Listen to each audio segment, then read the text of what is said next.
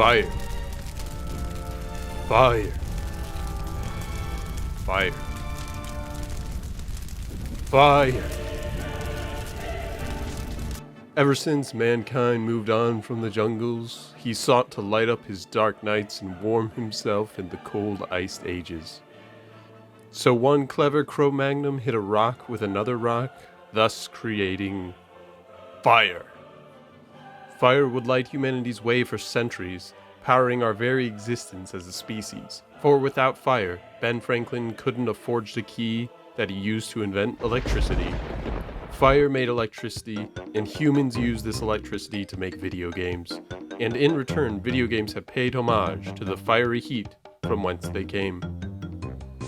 The earliest examples of burning stuff in video games comes from everyone's favorite mute. Link always has to save Zelda, as Miyamoto decrees, but he usually gets some nice hot lanterns or torches to light his way and help him progress through his many dungeons. Unfortunately, fire wasn't a dominating force in gaming, at least for a while. It took until another Zelda game for it to find its footing on the N64, even giving Link a whole temple dedicated to it. At this point, Nintendo had proven their burning passion for flames. But what about PlayStation? With the PS2 came a new opportunity for Sony to burn their way into our souls. God of War made its debut on this system, introducing us to Kratos and his fiery rage.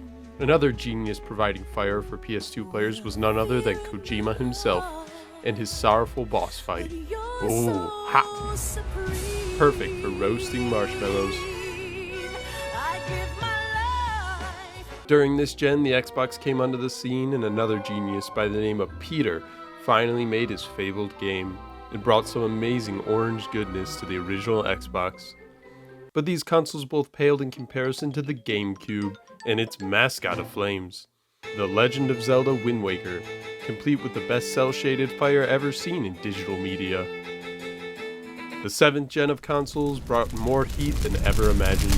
Whether it was Halo 3 or Left 4 Dead on the 360, or The Last of Us and Far Cry on the PS3, fire and heat was everywhere, and in everything. But Nintendo slipped this gen and only put out Twilight Princess and Skyward Sword, both of which were good, but their fire paled in comparison to the Zelda name. This burning heat was only made more hot due to the shiny fire graphics on the other systems of the time. Then came the X-Bone and the PS4, once again lighting up our worlds with the power of fire.